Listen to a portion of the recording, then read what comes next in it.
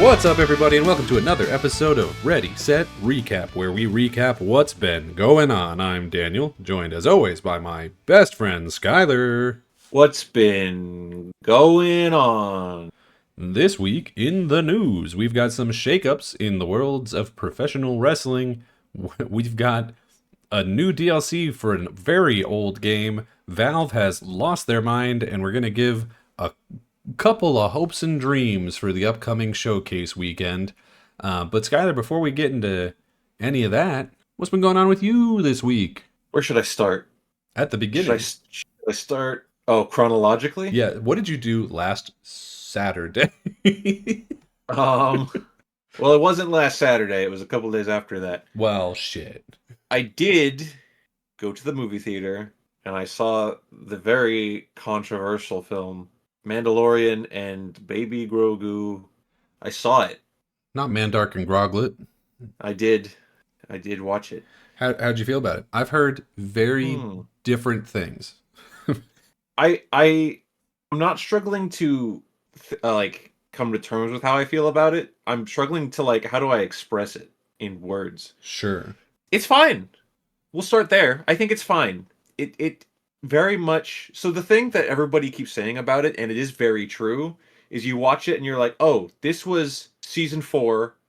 They cut out enough filler, not all filler, but enough filler to get it to feature length and then put it in theaters.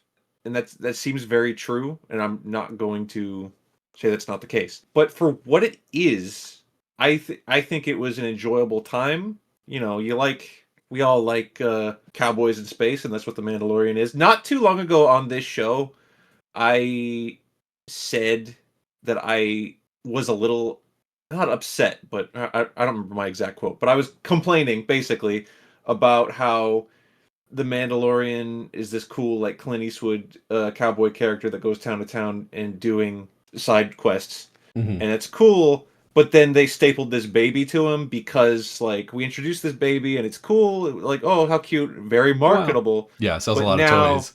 But now, because it's so marketable, we can't actually write him out of the show. So now we just have to staple him to our character. Yeah. And we have to work around it. They almost wrote him out for a second. I want to issue an addendum to that. I was wrong. Oh. Because The Mandalorian still does everything that I was saying he should do. He still goes town to town. He still does, the cowboy adventures. And it's not that the baby stops him from doing any of it, because it doesn't. It's just now we have to find something for the baby to do. Right. And I think the film did okay with that. I don't hate Grogu. I think I'm at peace with Grogu.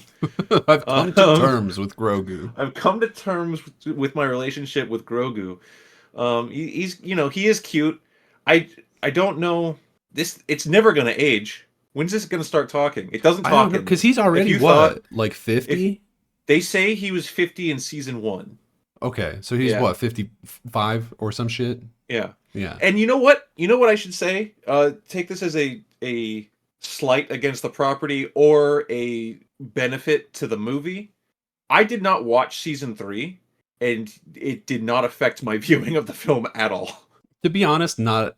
Well, okay, no, that's a lie. I was going to say not a lot happens in season 3, but if season 3 is the one I'm thinking of, that's where all the Bo-Katan stuff happens, right? All the exciting Bo-Katan stuff. I got a rundown from my family who did watch it. They were telling me everything that happens, and basically a lot of the planet of Mandalore is a big factor in it, and what have you. He goes to Mandalore. There's a big monster. It's really cute. He has a religious experience, and also Bo-Katan's there, and she's honestly should just be the main character. Genuinely. I think I will watch season 3. I'm not gonna prioritize it. I'm doing other stuff. It's good. But, it is. There's that one episode everyone hates. Oh, the Jack Black and the Jack Black Lizzo one. You're gonna get to that episode. You're gonna be like, I understand. You know what's funny? My mom, who was telling me about it, she also hated that episode. It's a bad episode, and not because Jack Black and Lizzo are in it. They don't help, granted, but it's just a bad episode. That was I'm not gonna say the apex of Lizzo's popularity because she was around before. Right. But, and that was That was like Lizzo is breached the forefront. She's in Star Wars now, and then like the week after, she was like bullying or harassing Yeah, her workers, doing a full Ellen she DeGeneres. So she that's got great. canceled for like making. I think somehow she was like making fun of the bodies of her background dancers I or like that you something. threw the word somehow in there She's her whole because thing has been just listen. body positivity, right? Like that's her Yeah. whole shit. And then she was like, "What if? Check this out. What if?" The irony is I was a villain the whole time. Yeah, sure. But no, I Hurt people, think hurt people. it's very true. I think the movie is fine. I kept thinking of at first I was comparing it to any television show that got popular enough, or in my prime example, the exact opposite, to get a theatrical movie to like wrap things up. Not that this wraps anything up, to be fair. Sure. But like gonna say like Serenity. Firefly got Serenity, and that's it's funny that I led with that I because it's can't a think of bad a comparison. I can't think of another one, to be honest with you. Well, no. So Stranger Things kind of? what I Like am gonna sort of? compare it to is this has the same vibes of, and I know that you did this recently, going to the theaters Yeah. to watch a feature length anime movie. Right. Your I did your do that for favorite Demon Slayer. your favorite anime has been going on for seasons. They're getting a movie, Yeah. and you can go watch it in theaters. And that's legitimately what this felt like, more than my Serenity example. That's totally fair. Because Serenity had gravitas and like Stakes? a reason, stakes. Yeah. But to be fair, the a lot of the time with the anime movies, a lot of the times they're either not canon, in which case it's like who fucking cares, or in the case of Demon Slayer, literally the ending of the show. hmm So it's like you kind of fucking have to. Yeah, the biggest negative I can say for this movie is that like if you do look at it as the next step in this character's quest, it's entirely skippable. He doesn't change as a character, and I mean Grogu doesn't change as a character either, but I guess I there mean, is is he even really truly a character yet? He's a baby.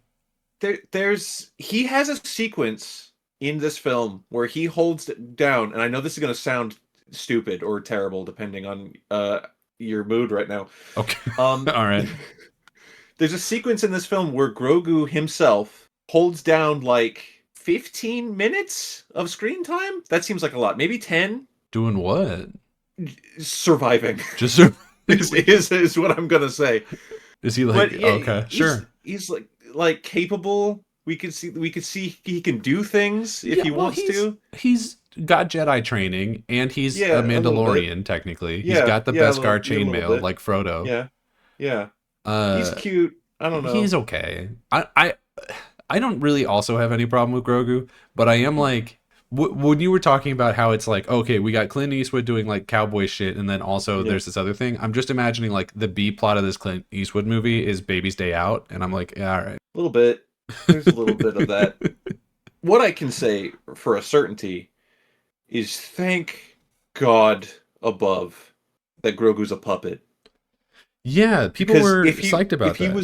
if he was just a CG, he's always been a puppet. I'm sure there's a couple CG shots in there, but For like sure, he does like a no, flip in one of the episodes. like 99% of the time, he's just this little animatronic puppet. And if it wasn't, if he was a little CG Yoda baby, it's gross. He wouldn't be cute. So Yeah, probably not. there's that.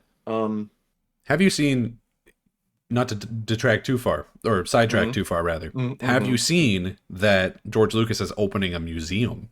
I think I heard that a while ago when it was announced, but I It's like haven't followed opening up on soon. it. It must be because there's been pictures going around of like the at least him at one of the exhibits, which is just Grievous in like a big wheel vehicle, I Oh, assume. okay. His Grievous's car that he drove Grievous's in big the movie. wheel from Yeah, Spider-Man. he does have a big wheel. So that must be happening pretty soon, I would assume.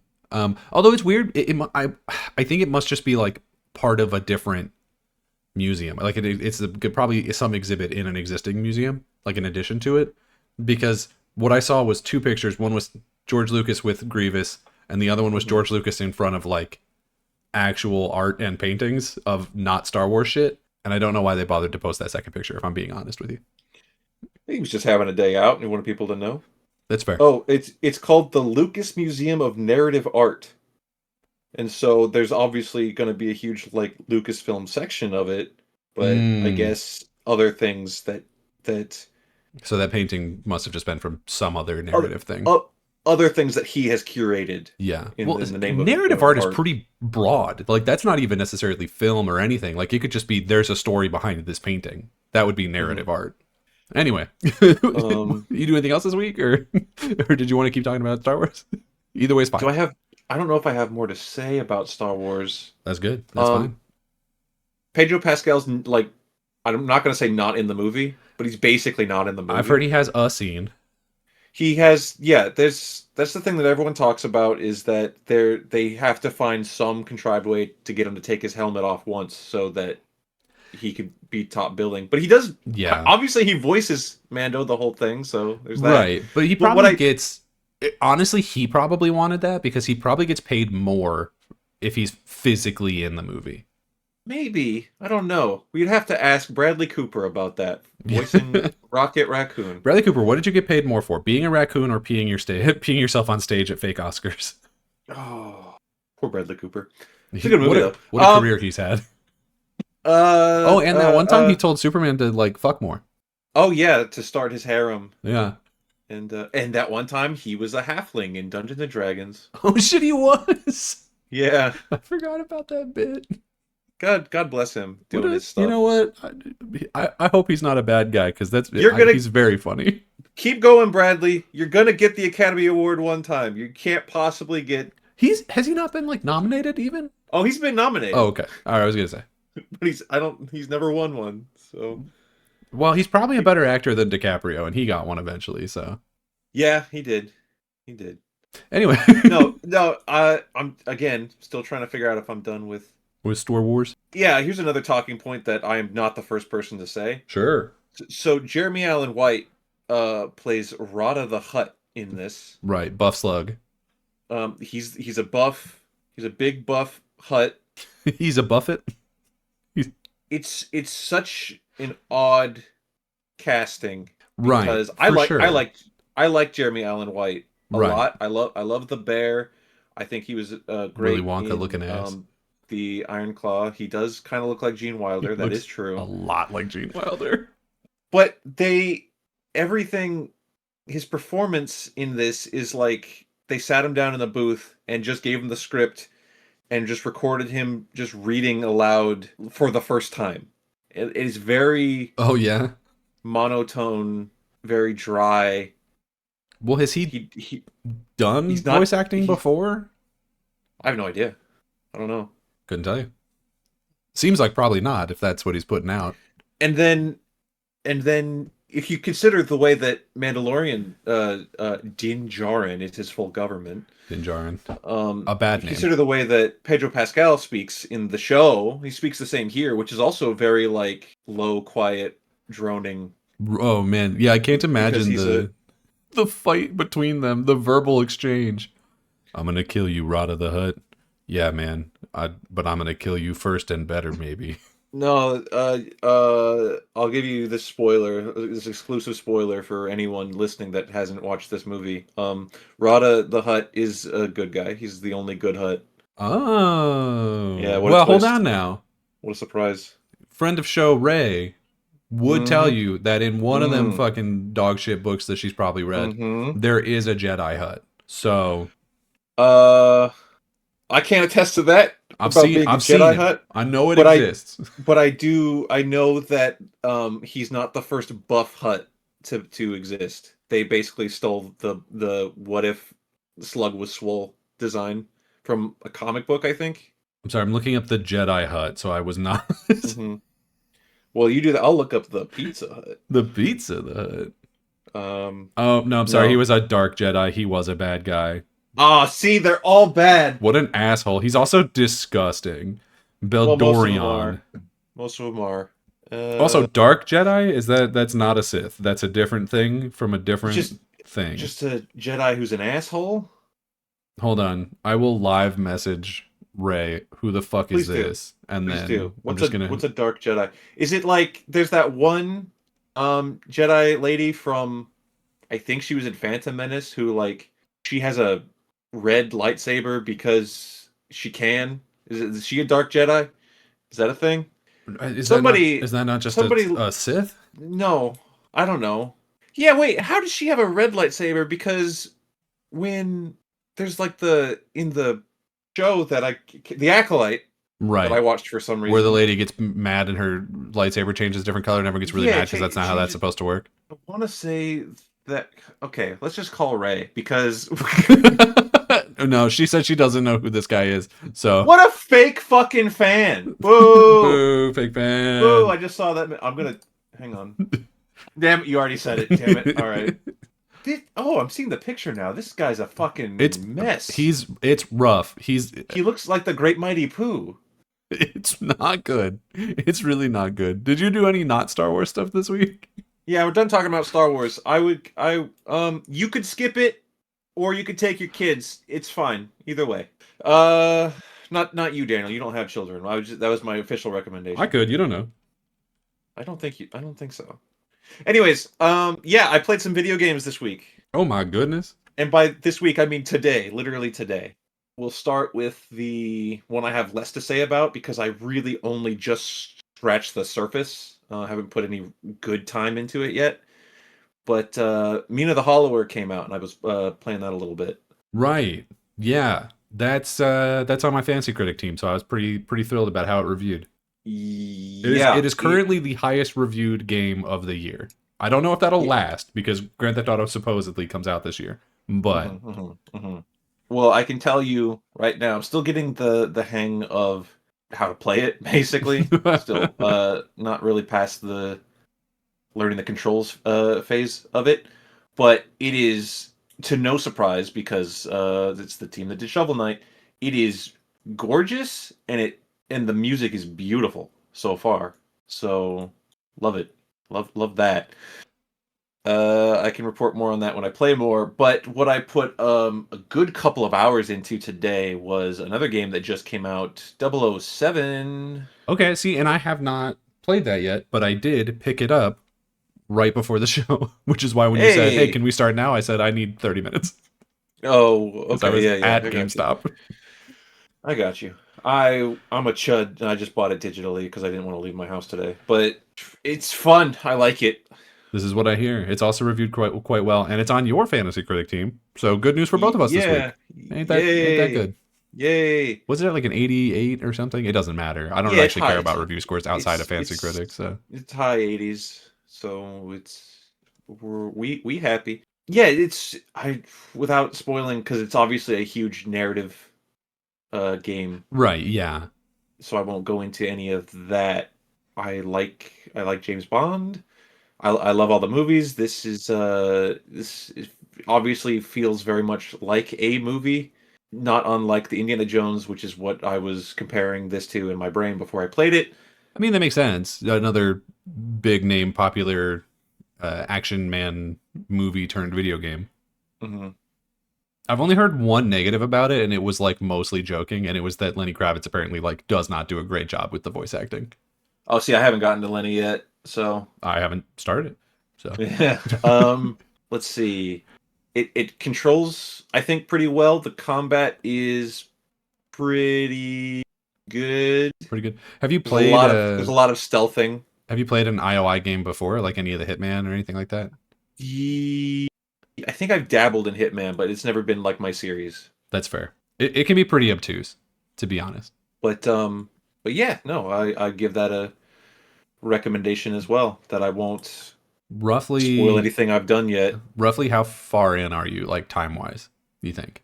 Because it just came out, I think, yesterday. So I mean, Yeah, I didn't know it came out until I saw a here's a name drop. A video game donkey put out a video on it, and I was like, "Oh shit, did that come out?" And so then I just went and bought it. I think I'm like 5 or so hours, so still fairly early on. okay. First but half. I've made some good progress. I like the way that it tutorials you. When you start, you're dropped into a situation that is very much like just get out of here alive. And then after that, you kind of get your training tutorial bit. And the way it does it, the way it genuinely like teaches you how to do things is in like a fun little montage of actually training. So I think it's cool. Nice. Also, Lenny James is in it. I didn't know that. Lenny J. All the best. Who would have thought the two best Lennys in one game? Uh, Name a third real Lenny. you can't say real, and then I can say whatever I want. of course I'm gonna say Lenny from The Simpsons. Not a real man. All right. That's it. That's all I got. I've taken up enough time. That's fair. That's fair. Well, do you want me to start with the big thing I did this week, or the couple of little things that won't take as long? The little ones. Save Okay. the big for the end. Okay, so I continued playing Pokopia. I still think it's a really good game. I'm still deeply intimidated by it. I keep getting new and more Pokemon. I think I have over 100 in my various towns now, and I'm very intimidated by all of their needs and desires. Every time I walk into one of my towns, they run up to me and they want things from me or to give me things, mostly sticks, which I don't need. But thanks, I guess. Volbeat like wants to know what my butt looks like. I don't know what that's about. Weird game, but really good. Like it a lot. Recently found out that it is the highest rated Pokemon game of all time. Yeah. Which is crazy. It's a good game. Don't get me wrong. I'm enjoying it a lot. I am not the right person to like be objective about Pokemon, I think, most of the time. Because while I know that a lot of the recent games are bad and acknowledge that, I grew up on Pokemon, and so I'm very Poke-pilled. We're the Pokemon generation. We got really fucked over on that one. Man, do our parents look at Pokemon the way that like we look at Skibidi Toilet? Like, what the fuck? Maybe. I would say at least there's not a toilet Pokemon. There's Garbodor, but that was like way late. I almost said Fortnite, but Fortnite kind of like bridged the generational divide a little bit. Fortnite weirdly has become less a Gen Z thing and has actually like bridged into millennialism a lot. Yeah, that's what I'm saying. Because a lot of the Gen Zs and Gen A have rolled off into Roblox. So I don't fucking People know. Go on Roblox just to hang out. Yeah, it's for hanging out and grooming children. Those are the two key points of Roblox, in my understanding. So well, that's yeah, but right. Okay. It being the highest rated Pokemon game, I do think is crazy. There are definitely better Pokemon games. I would put Black and White 2, Emerald. I'd even put X and Y over it. Like actual Pokemon games.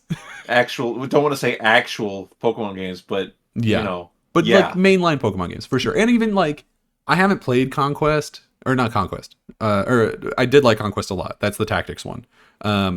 Coliseum, DX, Gale of Darkness, that one, like those two, the like GameCube ones. Never played those. They're on, or at least one of them is on NSO, and I'm going to play it at some point soon. I think that's Gale of Darkness, which I used to have physically, but I don't know what happened to it.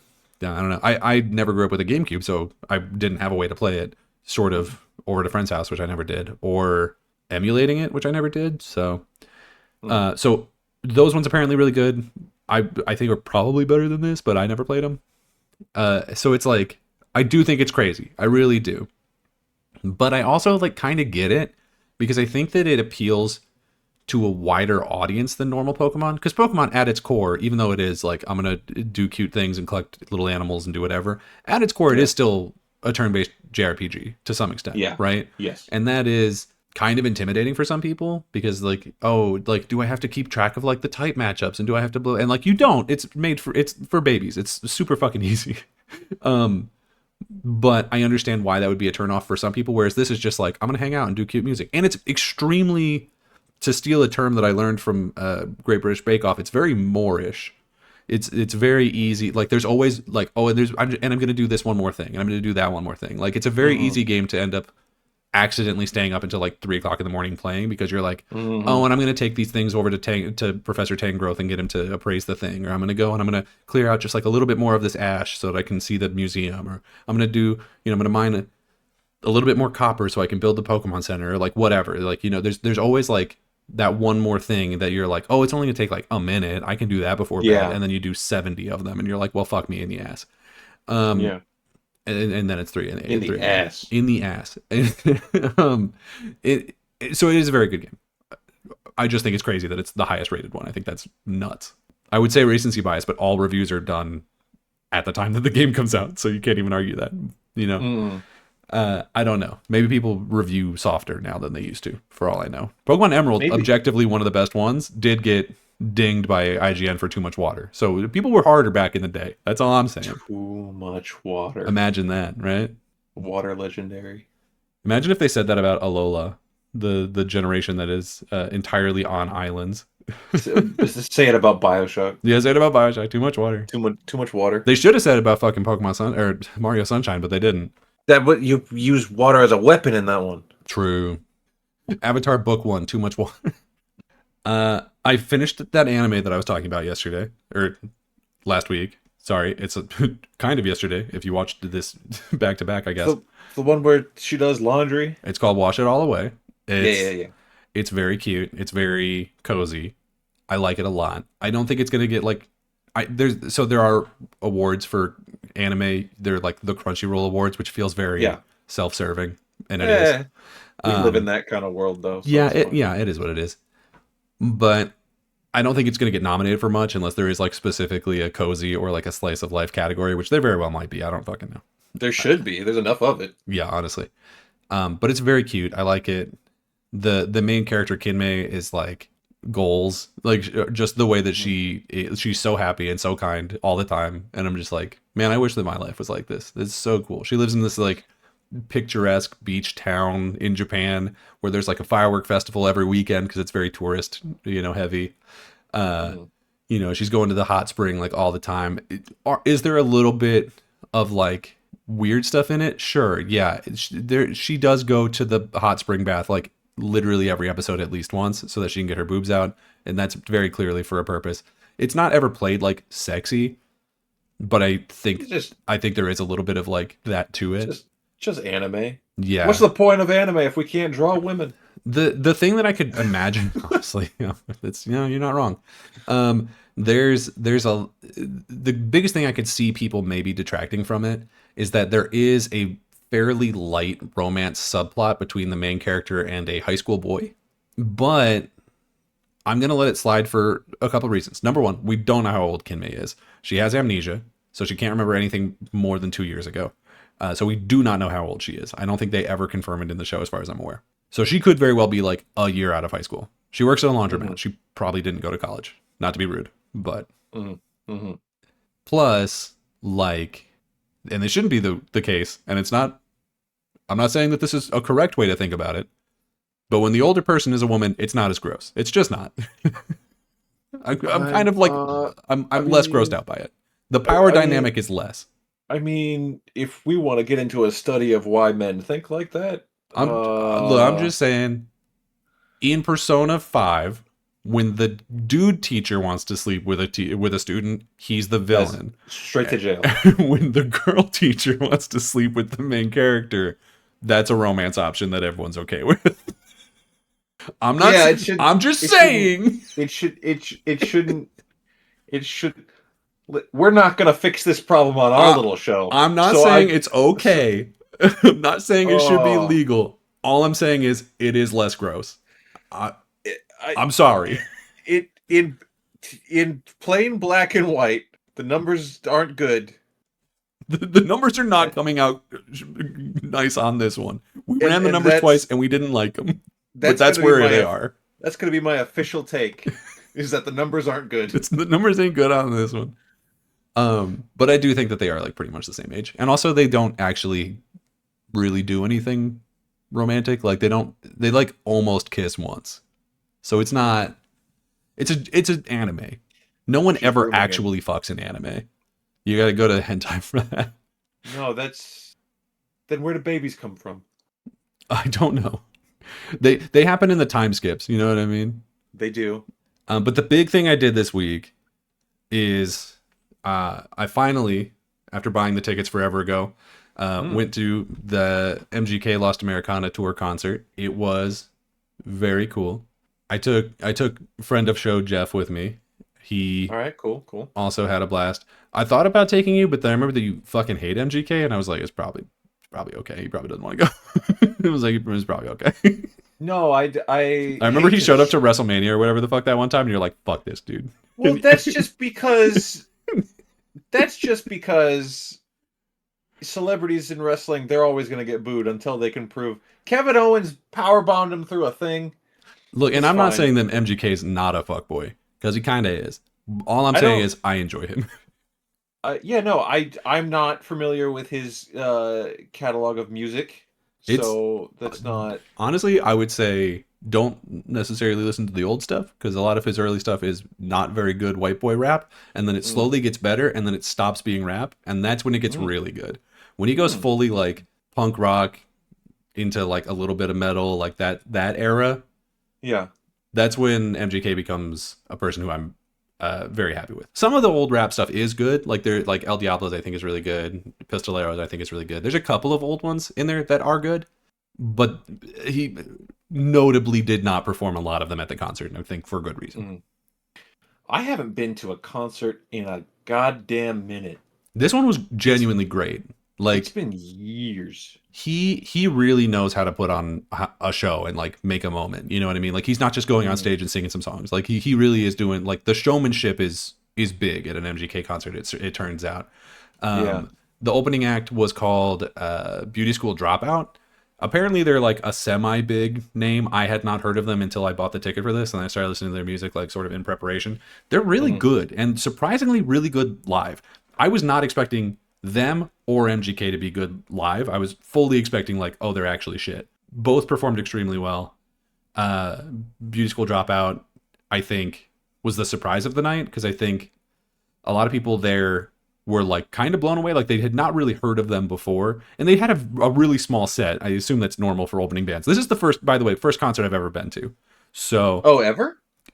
sort of. So I've been to like really small ones Okay. because our mutual friends Jeff and Charles, they used to be in a band, and so Yeah. they've had concerts where there were like a bunch of smaller bands that came together, like garage band type shit.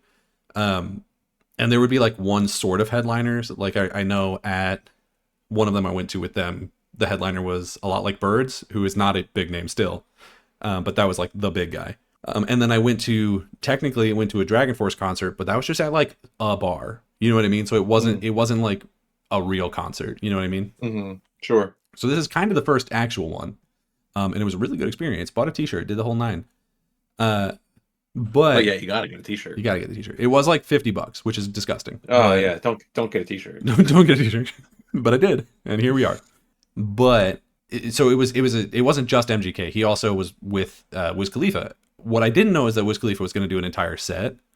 Okay. He played fully 16 songs, like a full set, and I assumed he was just going to be there because while he was on tour, while MGK was on tour, they were making an album together, which actually came out like literally 2 days before the concert. Hmm. It's called it's like Blog Era Boys or something, and it is genuinely like pretty good. It is more rap stuff, which Hmm. of course it is. Wiz Khalifa's right there, but I don't like it as much as like his other two recent albums. It's still really good. There's some really good stuff on it, but it's not as good as Lost Americana. It's not as good as Tickets to My Downfall, but it is still very good. Anyway, he did like a whole set, and the funniest fucking bit of it is the whole time that we're getting ready, and there's like the downtime while the roadies are like changing the shit. You know how it is. Yeah. There's these big fucking signs up on the TVs that are like, "Don't smoke, don't smoke, no smoking, no vaping, no smoke, don't smoke." Even which is Hmm. first of all, Dos Equis Pavilion, an outdoor place, so it's like it's probably fine realistically. Yeah. And it was also raining and fairly windy, so like even anybody who did smoke, which they did, spoilers, uh, like it wouldn't hang out for very long. Hmm. But there's these big fucking red signs: "Don't smoke, don't vape, don't smoke." Wiz Khalifa comes out on stage. First words out his fucking mouth: "Who's about to get fucking high?" I By the mean, and several people did. You could smell it. I would hopefully already be at that point. I mean, if you're going to a Wiz Khalifa concert and you, unlike me, knew that he was going to do a whole set, which the guy next to me, shout out Dalen, met him there. He went by himself because he's cool like that, I guess. He he like knew the whole details. He was like, yeah, so here's the set list, here's how they're going to do it. And like clearly I could have looked that up and just like didn't bother. But had you known that, like, you could have just taken an edible on the way there or something if you weren't driving. And probably had a great time. Wiz Khalifa, turns out, because I've never considered myself like a huge Wiz Khalifa fan, but turns out, A, really good. I would have probably guessed that. And B, just like a ton of fucking songs that he has are just part of the culture and you never really think about it. You know what I mean? Mm-hmm. Where it's like, here's that song from that movie. Here's that song from that other movie. Here's the fucking Steelers intro song. Here's the Cowboys intro song. Mm-hmm. Right? Because he's got We Them Boys and he's got Black and Yellow, obviously. And then, you know, he did... the fuck is the Suicide? The one good thing of the Suicide Squad movie was his song, and he played that one. What's that one fucking called? Sucker for Pain, I think. Right? Is that right? Oh, yeah. I only remember the was that 21 Pilots song? I don't remember that one off the top of my head. Is that not them? That's them. It's probably them. I just don't remember it. Heathens? Oh, yeah, you're right. Yeah. I mean, that movie had 7,000 songs, but I'm pretty sure Heathens was like not written for it, but fucking Jared Leto was in the music video, I'm pretty sure. Yeah. Sucker for Pain, I'm relatively confident was written for the movie. Because I remember it being like marketed alongside the movie. And I think the album cover is just all the little skeleton faces of the different Suicide Squad members. But he did that, and then he also did See You Again, the Fast and Furious one. Yeah. And weirdly didn't end the set with that. You would think that that's like the perfect ending, right? Mm-hmm. But and while he's playing it, he's got the like Oscars in memoriam thing behind him of just like all these people who, you know, Pop Smoke and like all these guys who have passed. Malcolm Jamal Warner made the cut, like a bunch of fucking like all these dudes. And I don't know at what point people started clapping, because the first one was Paul Walker, obviously. Yeah, it's his song, frankly. And I don't remember if people clapped for him. I feel like they must have, but at some point people like actually started applauding when a new face came up, because, you know, we're having a good time. A lot of people are high. And and then it did get to a point where like there'd be big names and then there'd be a stretch of like smaller names, but you're like, okay, well, we started clapping and like these people are dead. Like we can't not clap for them, because that's become what we're doing here. But it was very clearly like, oh yeah, all these other guys. Oh, Malcolm Jamal Warner, like big pop, and then like all these other guys, and like, you know, we're still. So it was really funny. But yeah, and then finally MGK comes out. He does 31 whole fucking songs. I don't know what a normal set list is. It seems like that's a lot. It didn't feel long. 31 music songs. There were one or two he didn't play the entirety of. Like he did Wild Boy into something else. Which is good, because Wild Boy is probably my least favorite song that he performs. That he performed that night. He's got worse songs. For sure. But like I said, he's really good at putting on a show. There's a lot of like showmanship on stage, right? Like there's the stage setup is there's a big fucking Statue of Liberty head. Mm-hmm. And not at this one, but at like bigger stadium shows, he at the beginning of the show he'll rise up out of the mouth of the of the thing. The first track on Lost Americana is called Outlaw Overture, and it starts with like a long sort of guitar riff that's like, and he'll like have one hand up, and then his guitar like descends from the heavens into his hand for him to start. And he didn't do that here. He did do the guitar bit, but not because here there wasn't room for the full size. There's still a Statue of Liberty head, but it was inflatable instead of the one that's like mechanical and the mouth opens. So he was just like out there. So he started with a different song, which, to be fair, didn't exist at the time of the show that I watched on YouTube that he was able to do that from. So because it's the Fix Your Face that he did with fucking Limp Bizkit guy, Fred Durst. There's a bit. There's a guy called Fred. No, Darts. I know. Okay, I wasn't correcting you. I was just saying Durst, and it was just happened to be poorly timed. No, you're good. But so like So he like summons his guitar from the heavens. It's fucking great. He brought a kid up on stage at one point because that kid got his sign taken away, and so he was like, "Fuck it, kid, you can do whatever you want. Get on up here." At one point, he like goes out into the crowd and he plays like some of the sadder songs like out in the crowd, and the girls are going fucking crazy. He like at one point he turns over his shoulder and I assume winks or some shit, and all the girls fucking pass out and their panties drop or whatever. It's crazy. I don't know. I don't know, man. So I would say surprisingly, like 60 to 75% of that crowd was women, which I did not see coming. But here we are. Is Machine Gun Kelly a heartthrob? I guess he's. If you look at the women he's dated, he fucking must be. I think it's in like that Pete Davidson way, where it's like I don't really get it, but go for it, shoot your shot, kid. Women love fuckboys. I guess so. He at one point he's like playing the guitar and it shoots off fireworks like fucking Mad Max Fury Road style. It was a great time. It was really good. He played like all of my favorite songs that he has. He played Can't Stay Here, Play Me When I'm Gone, or Play When I'm Gone, whatever the fuck it is, which is the one he wrote for his kid. And I think that one like especially popped Jeff, like not a huge MGK fan. He's just a big music guy because you know. But he obviously has a daughter, and so I think that one was a turning point for him where he was like, you know what, I fuck with this guy. He did El Diablo, he did Goddamn, he did Cliche, like the whole fucking thing, Paper Cuts, Drunk Face, literally all of my favorite songs, except maybe one or two. Fucking great. Absolutely loved it. He did do a thing, and I don't know if he was like trying to imitate the Eras Tour, which is a rough thing to try and imitate because it's the biggest concert of all time ever, is the Eras Tour, probably, like in terms of revenue, if nothing else. But he definitely did also do a thing where he's like was going through his different sort of eras of stuff. So he was like, oh, here's the like emo era, here's my rap boy era, here's my fucking, you know, rap devil era, whatever the fuck it is. But it was really good. Highly recommend. If there's another show near anyone who's listening to this and you've got the opportunity to go and see it, highly recommend. Really fucking good show. Loved it. Here's a funny, somewhat unrelated but also kind of related story. One of the concerts that I went to 15 years ago, I don't know. Yeah. Actually, I think it might be around 15 years ago. I saw Motley Crue. Right. I don't remember. I think I had to go to Allen, Texas for that. So it was a bit further away.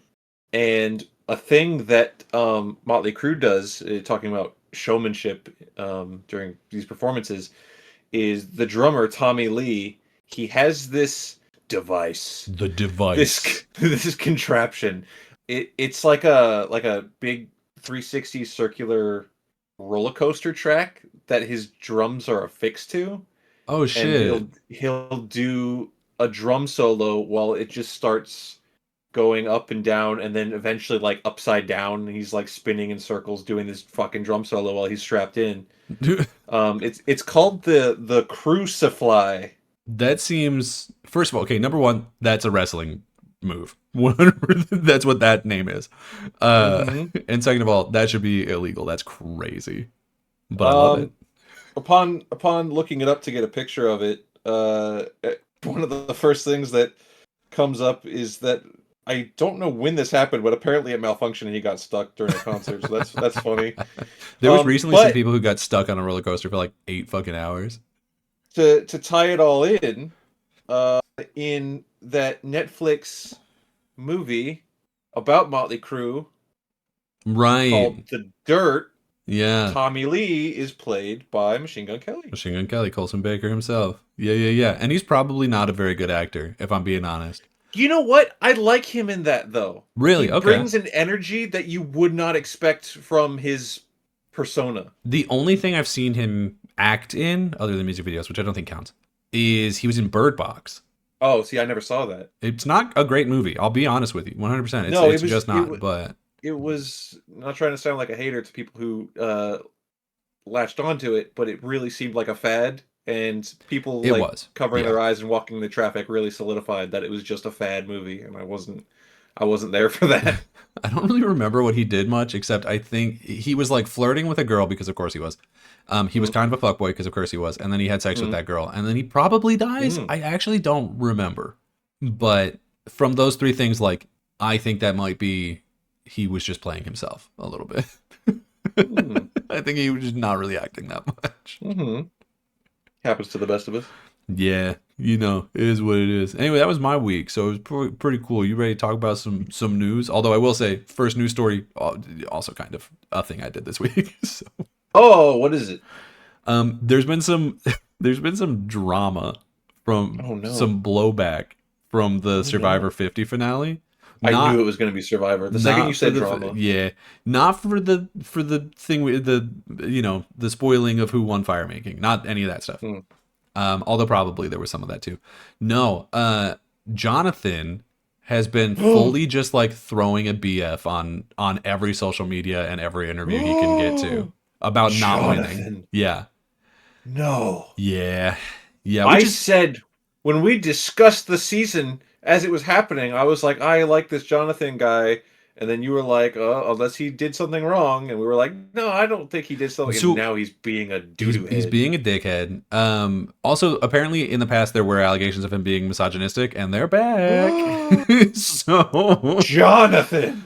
So do you remember the bit where, I think it was Final Tribal or like one before, whatever the fuck it was? The one where Tiffany's last tribal council, she was mad because she was like, why is it different that I won two immunity challenges and Joe also won two? Like, why is it worse for you to lose to me than it is to lose to him? Because apparently this was a conversation that they had on the beach that we didn't get to see, and the reason we didn't get to see it, according to Tiffany in an interview, which so we only heard one side of the argument, I don't know, but apparently he was like, well, because the record for guys is 8 wins in a season and the record for girls is 4. So losing to a girl is worse. And it's like, okay, but like, is it really? Also, at the time, weird Jim Bro mentality. At the time that I think it's Terry Deeds, it might be Savage. I forget who the fuck it was. One of those two. When he did his 8 wins, first of all, he had to survive. And 2, that was back when like basically every challenge was physical. Right? There weren't really puzzles or mental things or like dexterity challenges. It was endurance or physical strength. Like that's really what almost every challenge was back in that day. So a guy winning 8 of them is not unheard of, realistically. Whereas today, the challenges I think are, physical strength is still hugely, important and an important thing to have. But they're a lot more balanced, where it's not like who can hold this thing up the longest. It's more like, can you hold your own weight? Can you, balance on this thing? Can you do this puzzle? Can you get over this obstacle? Shit like that, right? Where it's more like, the strength is comparative to your size in your body type to some extent. Although there's still a little bit where it's like, get up on this ball. And Cerie's like, oh, my fucking God. and Jonathan's like, yep. And he just jumps 17 feet in the air and hovers like fucking Superman onto the platform. Yeah. There's certain ones, though, especially the ones that involve like, balance the edge of your foot on this tiny ass little thing. Oh, for sure. Well, let me tell you, a smaller foot's going to really help. A smaller foot's going to do a lot better. Yeah, there's ones where it's like a bigger guy will do a lot better at these ones and a smaller person will do better at these ones. Like there's definitely things like that where like not every challenge is equivalent for every person, but at least now there's challenges that are good for everybody. You know what I mean? If that makes sense. So like, I don't know if that's 100%. He's not being like women shouldn't vote, but it is like lightly misogynistic. Yeah. So she was really, really pissed about that. But then she also pitched, because I guess one of the things that they asked in like some interview after the fact with like a lot of the people was, to pitch a concept for a later season. And she specifically was like, you should do Survivor Rivals and bring back Jonathan and me. And I was like, okay. I'd watch it. Fuck it. Yeah, let's go. That'd be a fun concept. Sure. So there was that, and then Joe was super pissed that he didn't get any votes. So apparently he's like blocked the entire cast on socials. Damn. He's like mad pissed. And he's like, I just want to talk. Loading the shotgun like Peter Griffin. I just want to talk. I was surprised he didn't get a single vote too. I was surprised he didn't get Coach's vote. That was the only one. I understand. I think Coach even said, he was like, call a spade and I'll give you my vote or whatever. Or did he say that about Jonathan? I don't remember. I remember in the package before Final Tribal, he was saying like he was pretty sure his vote was Joe's, and then he ended up going with Jonathan. So he must have just liked what Jonathan said better. To be fair, Joe is not really good at talking himself up in terms of like what he did in the game, because he doesn't understand the game.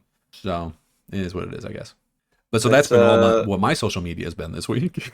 That's crazy. That's crazy. We hate to see public crash outs. Yeah.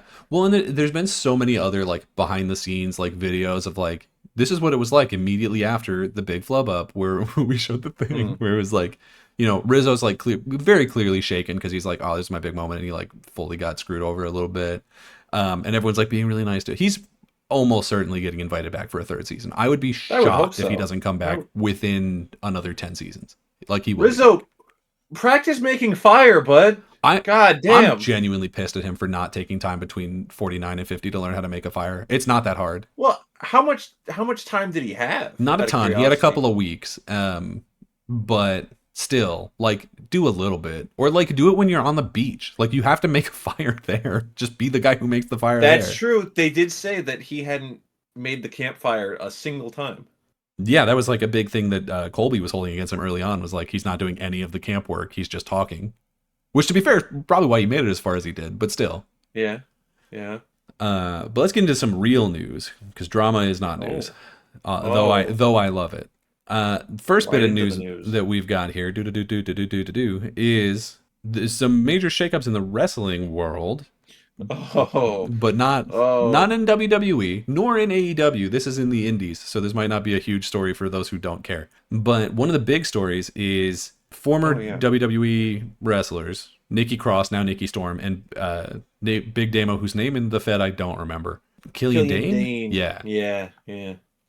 They have bought count them two, wrestling promotions. They've purchased both Defy and Progress. Progress is, I might be confusing this. Defy is in like Seattle, and then Progress is in the UK, or maybe vice versa. Either way. I thought Progress is definitely UK. I Okay. thought Defy was One of them is definitely American. also. So if Defy is, Oh, okay. maybe they do both. But Oh, specifically the yeah, videos that I was watching was like Defy is based in Seattle, Washington. okay. The videos that I had seen about it was like, yeah, so now they own an international wrestling brand between because they're I believe married. I knew they're together, but I don't know knew that they were married for sure. Not huge promotions, obviously, but two of the larger indies, two of the bigger small companies, and them coming together as a twosome does potentially shake some stuff up in the industry in maybe a good way, maybe a bad way. Consolidation is generally not great, and we're going to talk about that a little bit more with the second story because I think it's more dangerous there than it is here. But this could be good. What I will say is I did try to look up rosters for both of these promotions and could not find it. And all I could find is who is currently holding championships from those companies. And Yeah. at Defy, the world champion is was it Bounty Hunter Brian Keith, and the women's champion is Marina Shafir. So like that is the tier that we're talking about. Is we're talking about people who primarily work other places but also work here. Those are your champions, and then probably there's a bunch of like developmental people under that. Maybe, yeah. So I don't know. Progress I couldn't fully find anything about. Either way, their websites are not up to date, nor is their fan page. So, hey, Big Damo, if you want if you want to do one thing real fast to improve it, just throw up a fucking Squarespace website that has your roster on it or something, because it's really helpful.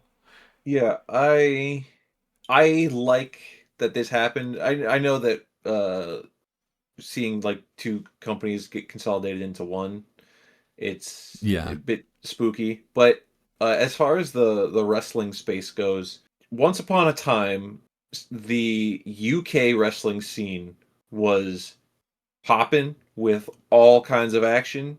It was up there with, Japan and US and Mexico. And then it got horrifically crippled, rightfully so, because 95% of all wrestlers in the UK were sex pests. Oh, that did happen. I thought you were talking about the NXT UK of it all, but no, you're talking about the speaking out movement, which both were equally damaging, unfortunately. Yeah, NXT UK was specifically created to vulture siphon off all of the top talent.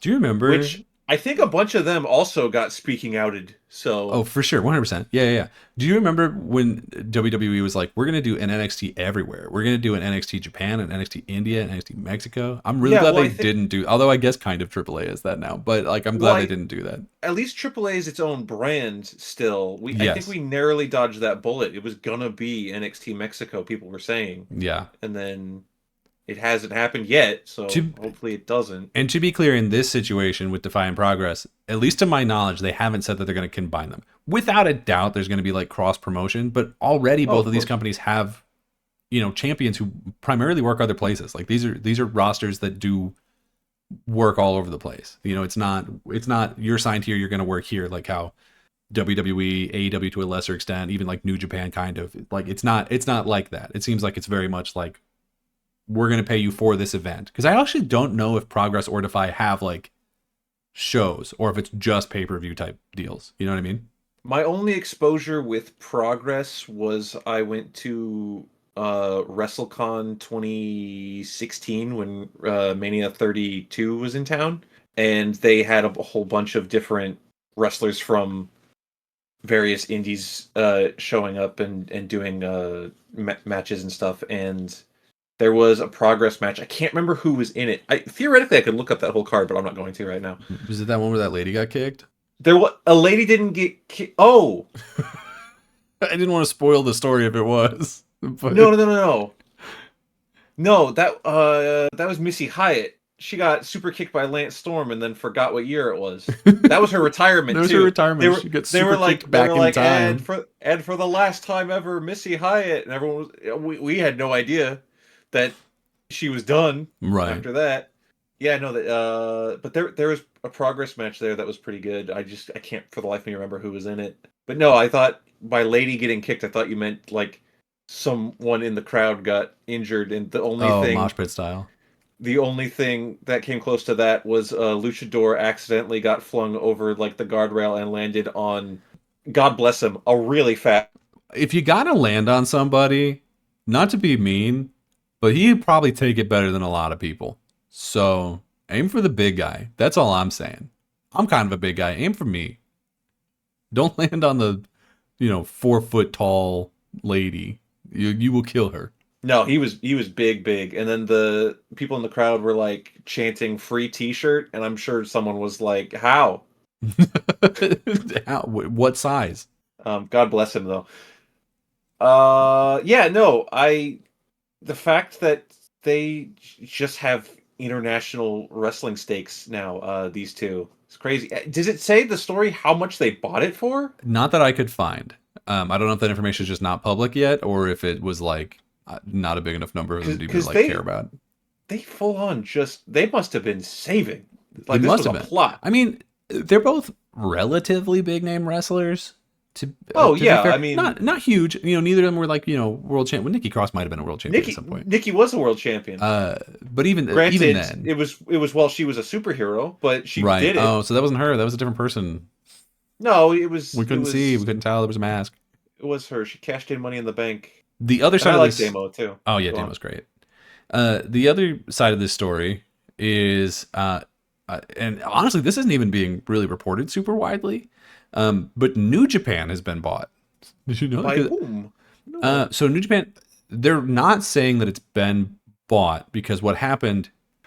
This must be some like Japanese, I don't know, like business. We can't. I don't know. Shit. I don't know. But they're specifically being like, no, we didn't get bought out. They just gave me money and then I transferred my shares of the company to them. That's different. That's not. Anyway, so it was owned by, what is it, like Joshi Road or whatever. It was for a long time, right?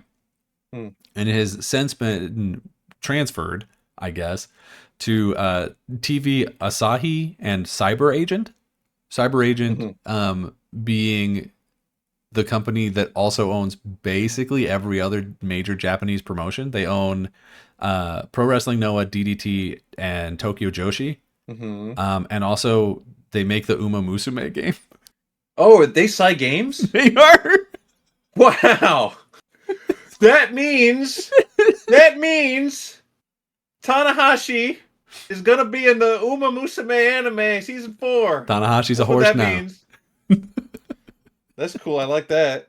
It's yeah, the consolidation of it is like not great because it is, I mean, it is like basically the only major Japanese company that is not part of this is Stardom, which is actually a little bit weird because they're sort of New Japan, but somehow because of the way the deal worked, like Stardom is still independent. Stardom being an entirely women's wrestling promotion. Yeah, yeah, yeah. So Stardom's still technically independent, but or not independent. It's still owned by the Joshi, whatever the fuck Road, whoever that is. So that's good, I guess.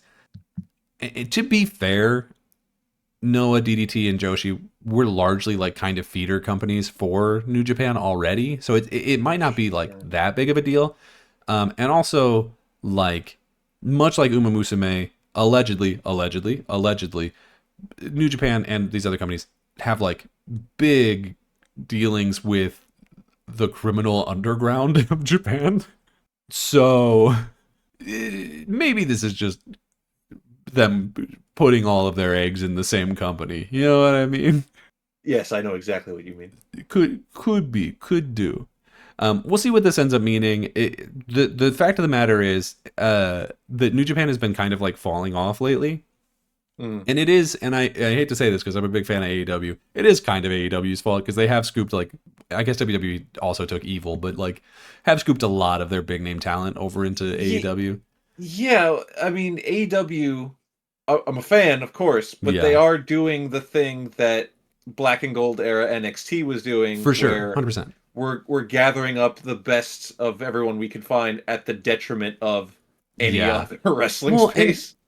The one difference there being that AEW does still let people wrestle other places. So like a lot of AEW wrestlers massive difference. Do still perform in New Japan regularly. I think multiple AEW wrestlers are currently champions in New Japan. But it's still like primarily they work at this other place, which is on the other side of the fucking planet. So they can't be there, you know, weekly or however often they do New Japan shows. I assume weekly. So it is, I mean, it is kind of, it still has the same effect, just less. You know what I mean? Yeah. And so them losing like, you know, back to back, like we're losing Ospreay and Okada and Takeshita and like all these fucking people, like that's a blow for them. That's a big blow. And you can see if you listen to interviews from some people who have left or who have stayed rather, some of them are not thrilled about it. Like there's that one guy, was it Ken Narita, whatever, not the eyeball guy. He's like a newer one. I don't think he worked there at the time that we watched the G1. The eyeball guy is Naito. Hold on, let me look him up. But there is a guy there who very specifically is like, I will never leave New Japan, and anyone who does is a traitor, blah, blah, blah. And he's like largely in character, I'm sure, but like that sentiment does exist in Japan culture. And I get it to an extent, because you're like, this is our thing, this is our place, and they're all getting scooped by first one American company and now another. You know what I mean? Like that can't be a thing that you're thrilled about. But then again, like, I don't know, Ospreay's still going over there regularly to work with Aussie, was it Aussie Open? No, United Empire. Aussie Open's the tag team. So, I don't know, we'll see what this ends up meaning. It probably genuinely will go unnoticed in terms of the operation of the business, especially by us, people who don't follow directly. Yeah, I didn't even know this happened. So we'll see if anything happens. They were probably not. Yoda Tsuji, that's the guy I was talking about. It's like him and I think he has like a twin brother. Either that or it's a bit and he plays two characters. But I don't know, because again, I don't keep up with New Japan. Yeah, there's too much wrestling. I haven't watched New Japan in a hot minute. Sky, let's move on to our second story. What's our second story? We got a new look at Spider-Man Brand New Day, which comes out I think relatively soon. This is not a story. I know what this is. Hey, it's a story for sure. It's a story. We were maybe a little thin on news for movies and television this week, and we wanted to stretch it out a little bit. So there's been new photos and little story bits, I guess technically, revealed for the upcoming Spider-Man movie, including a photo of Tom Holland seemingly tearing his way out of a silk cocoon. Because of he's a spider now. And we were talking about this before we started the show. And the two questions immediately come to mind is, is it weird that in the fourth movie now he makes real webs instead of it being science? And two, where did the webs come from? They come out his butt? They come out his peebus? Is he doing peebus webs? Is he coming ropes? So you asked me this question, and I said I will answer on air. Yeah. Is why we're here now.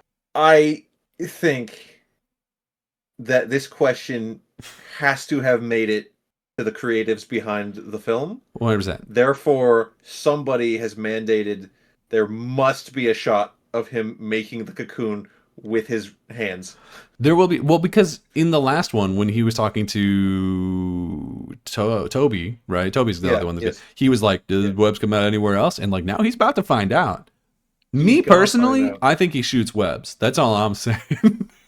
I think that they're gonna now if I'm wrong and they don't specifically show them coming out of his wrists to put the kibosh on that, Right. then it is what it is. But And I think somebody somewhere is like, people are gonna, no, we're not doing this. and it has to be specifically the wherever he ends up in the cocoon, because obviously he's going to be web thwipping all over from his wrists all the time. He's Yeah, not that's gonna happen. That's swinging gonna around We need New we need to York see him. from penis webs like a Macy's Day float. No, that's We not need happening. we need to see him make the cocoon with his hands and his wrists. If we don't see it, I will be forced to assume that the I know. cocoon was created by a His- wet dream. That he I fell think asleep he's gonna have and he woke up covered in his own web. he's gonna have the dream where he's the gross man spider guy. That feels very likely at this point. Yeah. Yeah. Because we knew that. I sorry to call him gross if anyone No, out there he's a thinks spider. cutie Spiders patootie, are but gross. I know that he's- there's people he's- who are like, oh, I collect tarantulas, or oh, jumping spiders are cute. And look, are jumping spiders cute? Yeah. Spiders still gross. Like, come on. Have you seen a huntsman spider? They will fuck you up. Even though they actually won't. But they will. Anyway, there's not really a story here. But No, there wasn't a story. It was just we're talking about Spider-Man's penis, yeah. and if it doesn't, And shoot we web. And I will know that again. This is that our sounds- area of expertise. Superhero penises. that's gonna be on the spoiler cast for this movie. 100%. Come Yeah. back to We're gonna be like, this, did it come exactly. out of his wiener? And I know that it sounds so like, oh, idiots on podcast talk about superheroes' penis. Yeah, I get it, but God forbid we have fun. God forbid a podcast have hobbies. it's contextual this time. Okay? So, do you want another one that's not really a story, but is kind of a story? Is it about another penis? No. Okay. No, decidedly not. All right. So Donkey Kong 64 has been announced for NSO, Nintendo Switch Online. This is a big deal because it's not been re-released, I think, maybe ever. So it being re-released to some extent on NSO is really cool, and it is a game that I wanted to play, even though I think pretty much everyone who's played it says it's kind of boo-boo. Everyone will tell you not to play it. Yeah, I think everyone's basically like, hey, this game actually, but it's real bad and sucks. And I suspect that they're right. However, do you know why we're talking about this? It's not because it's coming to NSO. No. We're talking about this because they announced this on the to the day 10th anniversary of Harambe getting shot. No. Why would they do that? Yeah. I don't even know if they did it on purpose, but they had to have to some extent. He's been gone for 10 years. It was the 28th, March 28th, 2016, Harambe gets shot. When do they announce this? To the day, 10 years. You know, I just came across this Instagram reel of this kid saying, like, he found it's a bit, of course, but he found in his like attic or whatever a shirt that he used to wear when he played soccer underneath his jersey, and he was like, as soon as I get my first goal, I'm gonna rip off my jersey, and it's gonna say, the shirt said, "Doubt me now," and then at the bottom, "Rest in peace, Harambe." but he never scored a goal, so he just sucked and never actually scored one. Just like so Harambe would have done. So they're just out there thinking that I'm just not gonna pay my respects, but I was trying. I was trying, I swear. I was trying to get my dicks out for Harambe, but I couldn't do it. Couldn't get the ball in the net, my man. So yeah, everybody. I don't remember exactly when this comes to NSO. I think it's next month. But Clearly, when it it means that does, they're adding a Harambe skin to the game. yeah, for sure, 100%. Yeah, that's It's what just it's Funky just Kong is. it's just Donkey Kong with a bullet wound. Oh no. It was 10 years too soon. No, I mean the Okay. jokes existed day one, so I don't think you're Okay. fine. All right. But yeah, when this comes out, everyone give it a shot. And then just one last time, dicks out for Harambe. Big ups to the big Kong's man. out. Kong's out for Harambe. Kong's out for Harambe. Skyler, speaking of old things, getting new things. This one Yeah. not as old, obviously. Yeah. But The Witcher 3, out of kind of no, I mean, I want to say out of nowhere, but it was rumored for a very long time by people who knew that it was happening. We knew. Anyway, Witcher 3 is getting a new DLC next year, of all things. You would think that this would be the kind of thing that they would announce closer to when it actually comes out, but I think also a relatively big anniversary for the Witcher franchise, so they just announced it at some event that they were having. Mm-hmm. I don't believe you ever played Witcher 3 or any of the Witcher games. Am I right in assuming this? I dabbled with 3, but I didn't get very far. Okay, that's fair. To be fair, it is a game that demands a lot from you. Yeah. If in no other way than in time. It's like a 300 fucking hour game. And then there's Blood and Wine and Hearts of Stone, and both of those are like another 30, 50 hours. Like it's a long fucking game. It's a lot. Mm-hmm. And I'm sure this is going to be another thing. Because they are specifically being like, don't call it a DLC, it's an expansion. So it's going to be it's going to be big, I'm sure. Okay. This is not being said, but almost certainly going to be some kind of gap bridger between the end of 3 and the beginning of 4, because in the beginning of seemingly from the one trailer that we have of 4, you're playing a Ciri, the girl sidekick character. I don't remember if anybody, for anyone who doesn't Witcher, she seems to be the protagonist of 4, so there is some story to bridge between these two games. So it seems like this is what it's going to be. It's called Songs of the Past, and we don't know any fucking thing about it except that it exists and it's coming out next year. And it's not a DLC, it's an expansion. Will we potentially hear more about it at the upcoming Game of Palooza? It's possible. The summer game obligation. The summer game obligation. It's definitely possible. Although usually when something like that happens, they'll be like, and more information about this at Summer Game Fest or whatever. And to my knowledge, that didn't happen. It could have. I didn't actually watch it. I only saw the content. But like from what I understand, that did not occur. Which doesn't rule it out. It just makes it feel slightly less likely. Also, the fact that it doesn't come out until next year makes me feel like they're going to want to actually tell us what it is probably closer to when it comes out. Mm-hmm. So maybe this time next year we'll get like a proper trailer and look at it. But as of right now, no, we just get to know that it exists. Probably largely because it was already kind of leaking out to some extent that it existed. So we already fully knew. Sure. To the point where it's like one of the biggest things being drafted on Fantasy Critic. And it's like, all right, guys, like I get it. So, but this is pretty cool. This game came out like, I think 11 years ago or something. So it's getting when its DLC comes out, it'll be almost 12 years since the game came out. And now it's getting this whole expansion. And I'm glad that more companies are doing this. Like we've seen the Age of Empires and Age of Mythology series do stuff like this. I think as a fan of old games, I'm always down for people being like, and here's some more stuff for it. You know what I mean? Yeah. Because why not?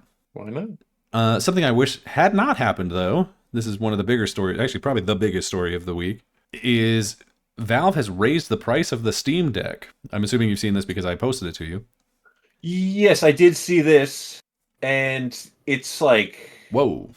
Crazy. It's a crazy hike. It's fucking insane, actually.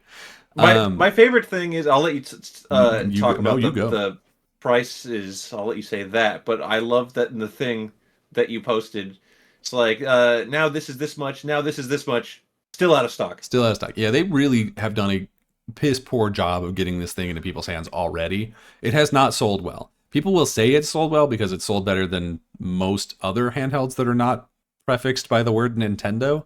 But it has not really done numbers. Like most people do not have this and do not want this, and especially don't want it now, because it is now the most expensive console, handheld, etc. that I am aware of. I don't think there's another. There might be like a ROG thing that's more expensive. I think one of those might be like $1,200. But the 1 terabyte OLED, sort of the flagship of this, has gone from $650 to $950, making it now $50 more expensive than the PS5 Pro. $1,000 is nasty. It's $1,000. Yeah, with taxes, it's over $1,000. And then the 512 gigabyte has gone from $550 to $789. It's insane because we've been seeing, price jumps. Like the Switch is going up in September, $50, which is at this point looks pedestrian. I think Xbox over 2 different price hikes has gone up a total of $100, and now they're, I think, again the lowest priced option, which is crazy considering they've jumped so much since launch. And PlayStation has also, to a lesser extent, lost their mind because the PS5 Pro is $900. It's like $899. And this has a lot of people, I think, first of all, being like, Valve, what the fuck? Because they're a privately owned company. So yeah, they don't have shareholders forcing them to do this. They've made this choice themselves. And it's a jump of $300. It is an additional 50%. The price is now 150% what it was yesterday or whatever. What I love about this is, as mentioned and mocked, still out of stock. So there are people out there that probably wanted this when it was cheaper. Sure, yeah. And were unable to get their hands on it, and now, oops. Here, we'll print a couple more, but it's going to cost you like an extra $300. Yeah, which no, thank you. Also, it's like, and I'll be completely dead honest with you, I don't think there's any purpose of owning this thing. And granted, look, I'm not a big handheld guy. I don't really understand the need for a handheld. I think if you're playing a full-blown video game, any place where you would need a handheld, you should probably be doing something else. You're playing it at work, you should probably be working. You're playing it at your friend's house, you should probably be spending time with your friend. You're playing it at a funeral, someone died, bro. Like, you're playing it on the toilet, get off the pot, my man. You're going to get hemorrhoids. Because it's also like, I cannot imagine a video game that you can, because this has obviously your entire Steam library. I cannot imagine a game that you can play on this, that you cannot play on a much now cheaper Switch, better, and that I would actually want to play on a handheld. Because when I'm thinking of like, oh, what can you play on a Steam Deck that you can't play on a Switch? It's like, I guess, a lot of slop games, because PC has nonstop. Sure. They have zero, like, guidance of what can go on Steam. You can put any fucking thing on Steam. But when I'm thinking like, okay, so like, you're not playing fucking Call of Duty on a handheld. You're not doing that. You're not playing God of War on a handheld. Why? That's a terrible experience. Why would you choose to do that? You have a TV. I know you have a TV. Why would you choose to hold this like 15 fucking pound brick on your lap instead? Does it do? This is going to sound silly. Does it do anything else other than just it's a Switch for your Steam library?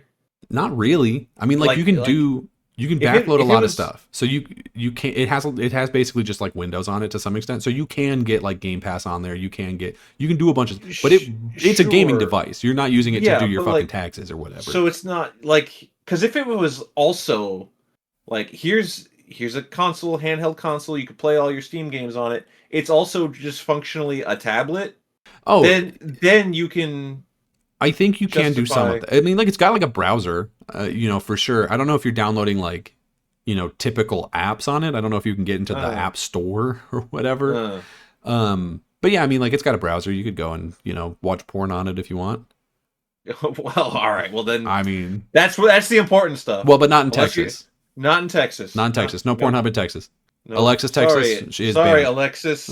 We went the same place. Yeah. Well, did you know that before Hannah Montana got her name, she was about to be named Alexis, Texas, and then someone was like, "Wait, hold on." That can't be true. That's literally true. That's a real fact. I heard it on a trivia show, so it has to be true. That shouldn't be true. This does have people asking a lot of, I think, like, I understand the question, but I think unfair questions about like. The fair part of the question is like, what does this mean for other consoles that are coming out soon? Like, what does this mean for the Steam Machine that, if you remember, they announced a couple months back? What does that mean for the price of that? I remember. What does this mean for with the Project Helix, the next Xbox. What does this mean for PlayStation 6 for the pricing of that? And to some extent, I am like, this in particular, I don't think means anything for anything other than the Steam machine, because they've lost their mind and jumped up $300. That's crazy. Yeah. The Steam machine's probably going to be very expensive, but I don't think necessarily the pricing of the Steam handheld is going to be a deciding factor in what the PlayStation 6 or Project Helix cost. They're going to be expensive for sure, because that we live in hell and everything's more Yeah. expensive and we can't get fucking gas because the Strait of Hormuz is fucked and we're starting a bunch of wars for like no reason and the world economy is being absolutely dicked down. So it's gonna be expensive unless it comes out multiple years from now when things hopefully suck less. We'll see.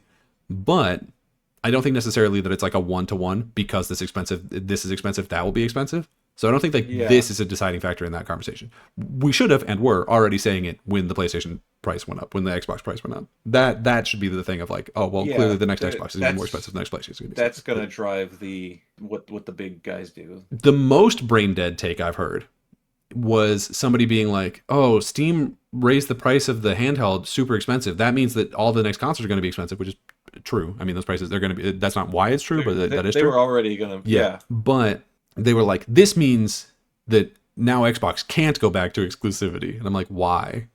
And they're like, well, because it's a smaller, there's less consoles, there's less Xboxes out there, so they won't sell as many units. I'm like, they're still going to sell on fucking PC. Like, them not putting their shit on PlayStation, where barely anybody buys their shit unless it's Forza anyway, like, they're going to be okay. They're going to be all right. Like, I'm sorry to break it to you. But PlayStation is not really doing a whole lot for their bottom line. Not so much as selling a bunch more consoles would probably do. Doing that thing again. Something completely unrelated to Xbox. We gotta make it about Xbox. Yeah, and then you have to make it about. Fellas, can't we just boo them? You can just boo. We can set your clock to it. Honestly, like, it's every time there is any story about anything negative about somebody else in the industry, someone will find a way to make it either Xbox's fault or be like, oh, but this is actually bad news for Xbox. And you're like, all right, man. Sure. Cool. It's very funny. It's like genuinely hilarious to some extent. But yeah, that's the big video game news of the week, is that Valve has fully lost their mind. But that's crazy. They cited like production costs or like right, which is true.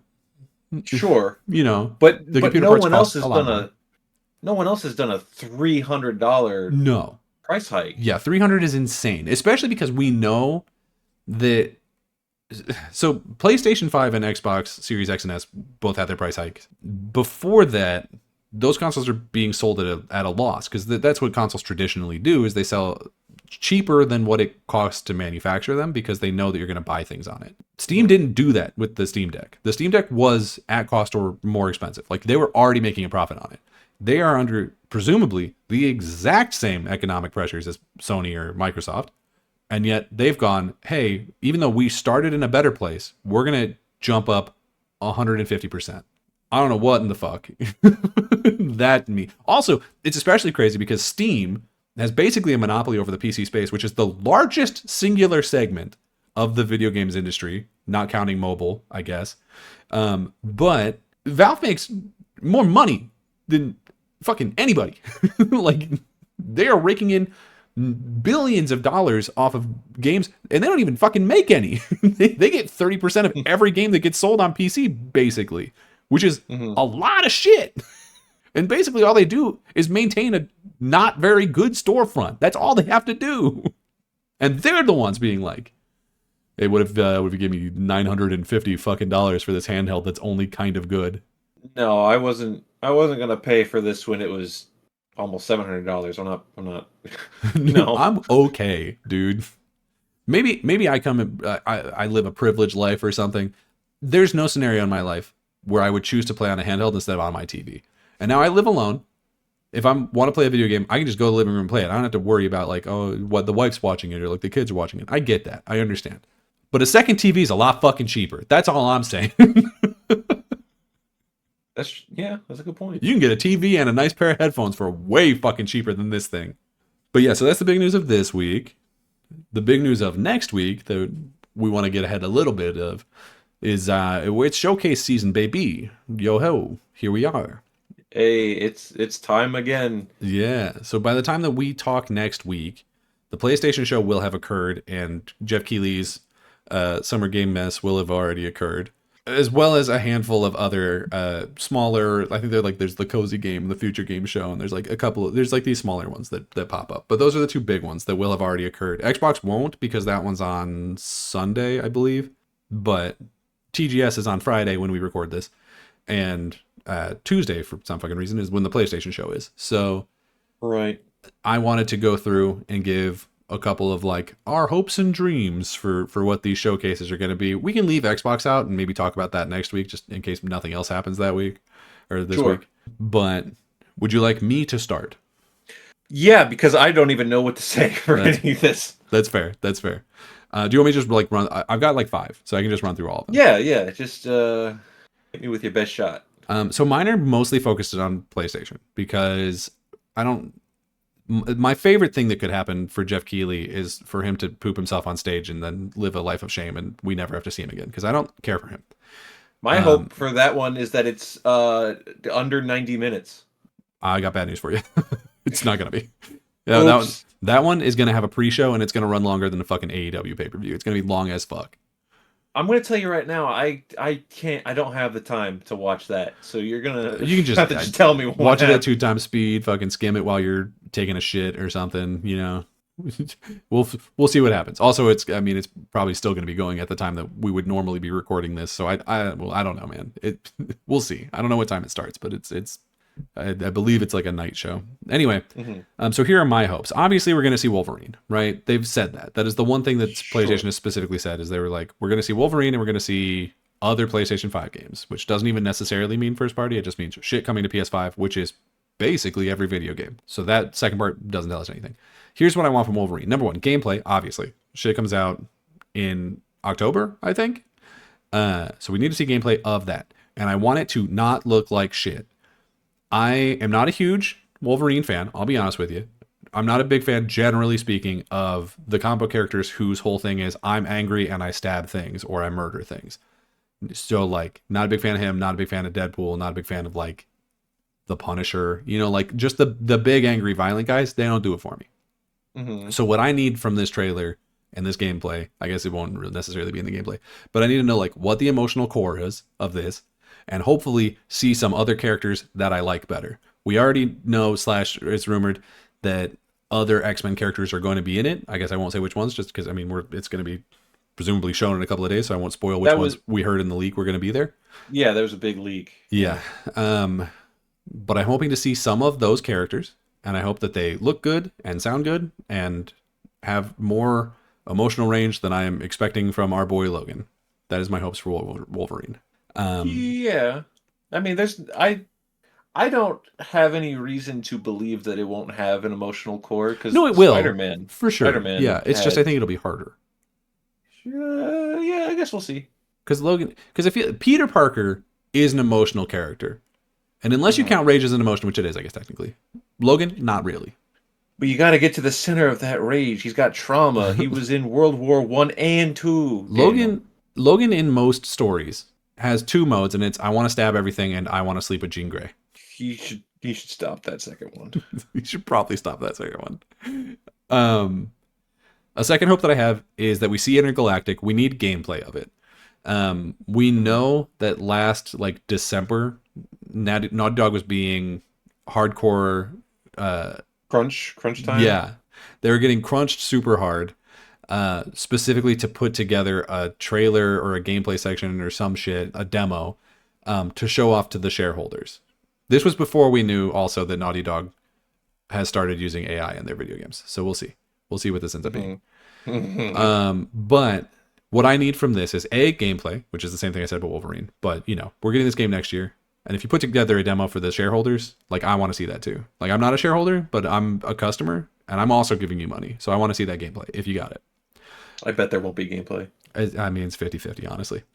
And then maybe they'll show gameplay at the Video Game Awards. Honestly, that's probably more likely, just because it's later. That's not until December or so. But and then the second thing I need is just something that makes me give a shit. Everything we've seen about this game so far, I was like, it doesn't do anything for me. I'm not connecting with the character. I'm not connecting with the world. They're talking up some really like heady shit about like, oh, this is about like religion and like, you know, cult like followings and shit like that. I'm like, that could be interesting. But then I almost said Neil Breen, Neil Druckmann, different Neil. He also recently was like, one of the things that I really appreciate about Elden Ring was them being able to tell a story without actually telling a story. So that's what we're doing for Intergalactic. Like he like not directly, but like that's basically what he was saying. And I don't know that he's gonna be able to pull that off. And I really hope that he didn't actually try as hard as he made it sound in that interview like he was. So what I need is for this to turn me around on it. I'm not against it, but I am kind of just like, meh. So whenever they show Intergalactic, which I do think they'll show something, I need it to be like, oh wow. Oh, I should say the reason I think this is so. This is still just being called a state of play, which typically means that it's not going to be very big. They have a thing. They have PlayStation showcases very rarely, like not even every year, but every couple of years. And usually that's where they show off big things. There's been rumors that they are retiring that branding and just doing state of play for everything. And this one is like over an hour long they've announced, which implies that it's going to be a bigger one. But more so than that, they're partnering with fucking like Alamo Drafthouse to show this shit in theaters.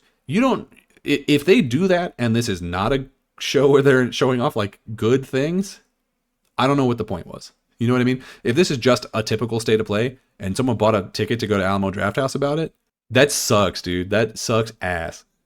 So hopefully that's not the case. So that is why I'm expecting this to be a bigger show than I was when we talked about it last week. Is because now we know this. So I also want one other major first party title. So this does not count. They're rebranding Fair Games into something like Breakout or something. I'm not counting that. I wouldn't count like an update for Helldivers. I wouldn't count an update for like Marathon. None of that shit. Like I need one more big first party, probably single player title. I think the most likely scenario, because it's the one we've heard the most rumors about, is the next God of War game, which is supposedly a Faye game, which could be cool because that's what's her dick, Karen Page. I forget the actress's name. Oh, Deborah Ann Woll. Yes, she plays Faye, so that could be cool. I'd be down for that. Faye is like a very uninteresting character to me, but if they make a game about it, like they're gonna make me care. You know, they do a decent job, right? And I like Deborah Ann Woll, so I am down to be surprised, even though that character barely exists. She gets fridged in the first 5 seconds of the first game of that series. So it's like, what do we, you know, like how much am I supposed to care about her until this? You know what I mean? I don't even remember her. So I do, yeah, she had like one cutscene. So I do think that's probably the most likely one, but I will take anything, any other bit, and it's, you know, whatever it is, we're not really going to see much about it. I suspect it'll be like a title card and like maybe a musical sting. I doubt we'll get even really like a cinematic trailer. I think it will be largely like God of War, this time it's Faye, and then there'll be like some twinkly, more ladylike version of the God of War theme, and then that'll be it. And I'll be fine with that. Because it's not coming out until like fucking 28 or 29. So and then we have heard a lot of rumors, and this is very wishful thinking, but we've heard a lot of rumors that there are two big games that may be shown during this window this year. Or they could be at Tokyo Game Show. I want to leave that door open. Because I think I do actually think that's more likely that one of these will be a Tokyo Game Show. But, which is in August, I think? Something. It doesn't matter. And that is Kingdom Hearts 4 or Persona 6. So I want one of these to be shown. I don't really think that either of them necessarily would be at the PlayStation show, but it's possible. I think maybe Kingdom Hearts is more likely to be at the PlayStation show, because I know Sega and Xbox are like pretty linked. Pretty much all of their major announcements lately have been at Xbox shows. So I would suspect it to be there or at Jeff Keighley's thing. And then for Kingdom Hearts, it's questionable because I feel like Square's been like kind of pissed at PlayStation lately because of how not great their games are performed on PlayStation during the time where they went back to exclusivity around like the Final Fantasy VII Remake release. Sure. And so like that relationship is very clearly deteriorated very badly. So I don't know that PlayStation would be their choice, but also it's like, well, Kingdom Hearts is a big thing. Like if PlayStation slid the money for the marketing rights, which they have been known to do, like, yeah, fuck, they might. So I just want to see one of those two games, one of those, either here at the Jeff Keighley thing or at the Xbox thing. I'd really like to see one of those two things. I would love those games. If we get both, I'll scream. If we get one, I'm happy. I'm thrilled. Kingdom Hearts 4 would definitely draw my attention for sure. Yeah. Well, you haven't played a Persona game yet, right? No, I have not played Persona. Okay. We'll get you. We'll get you on that train eventually. No, I do want to. Yeah. So once we They're good. They're good. when was the? I know that everyone says to like skip 1, start at 2 or whatever. I would say skip all the way to 3 personally. Oh, okay. But okay. unfortunately for you, Persona 2 did come out in the year 2000, so we are going to probably get to that one. Oh, well, that's cool. All Yeah, right, cool. I think it's like closer to the end of the year. I think it's like literally December. Well, but then it's on the schedule.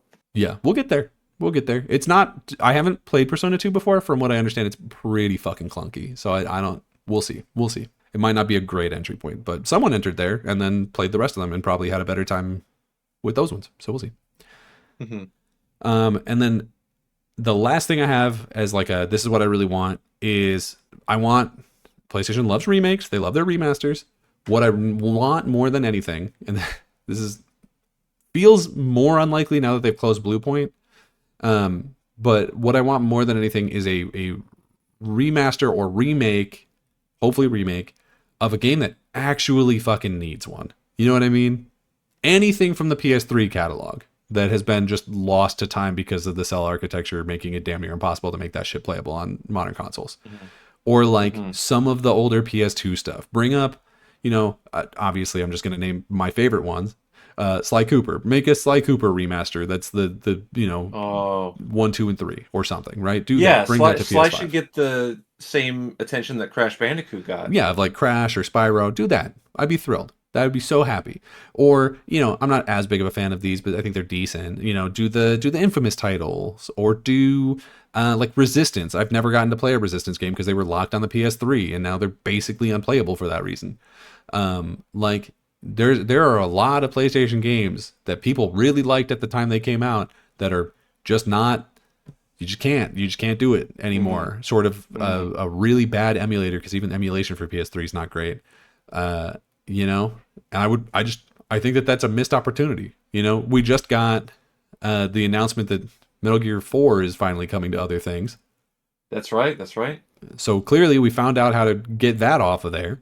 So maybe we do some other things. Maybe we talk to whoever at Konami did that shit and we'd be like, hey, how do we get Resistance onto the PS5? How do we get, you know, Infamous 1 and 2 onto the PS5? Because those are like important games for the history of PlayStation. They should be playable minimally, even if it's not up-resed or remade or whatever. Like it should be fucking playable. Like what are you talking about? I think the rule to hold PlayStation accountable to is if they put a little character mascot in the Astrobot game, you should be focusing on doing something. Well, now hold on. Because we know full well that there's a couple of ones that we're not going to get.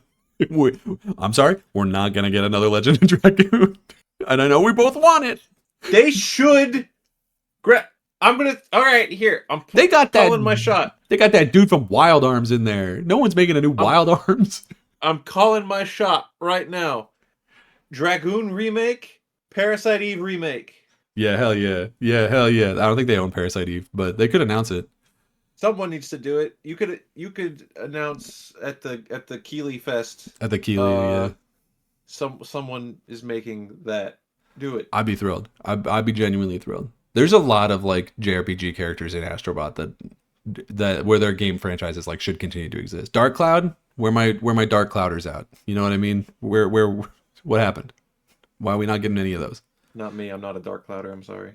It's fine. They're like pretty niche PS2 games, so I don't expect basically anyone to give a shit about them, frankly. But hey, someone has to, and I guess that person's me. Do you have any wishes, dreams, hopes for this showcase season? I'm trying to think. Everything I care about, we've already like gotten some stuff relatively recently. Right. If at the Keeley Fest we get some sort of update as to whatever's happening with Mass Effect. Oh, that'd be cool. Mass Effect 4? Yeah, it is. Yeah, but technically still being worked on. Not holding my breath. No, I wouldn't. My joke answer that I was going to say was I think it'd be really funny if they gave like a half-hearted update on Beyond Good and Evil 2. Oh my god. They keep saying it's not canceled. I know. I had to. First of all, I don't give a shit about. No, well, Not to sound rude, but I don't care. I had No. to Google what was that game that never came out with the monkey in space. I had to Google that to remember what it was called. But yeah, it's a funny joke now. We've reached legendary status. It's so We've funny. reached Duke Nukem Forever status. It's so funny too because I feel like Beyond Good and Evil like was not even popular. Like I know it has like a cult following, but it was not a Yeah. big game. People did not give a fuck about Beyond Good and Evil until years after, and even then, it was just people who did like it back then getting platforms to talk about it louder. I don't think people went back and like I played it after the fact, I guess, but I don't think a lot of people did. Like if you polled the gaming populace of like who A even knows what the first Beyond Good and Evil looks like, and B has played it, those numbers are coming back real low. Until the end there, I think you just described Firefly.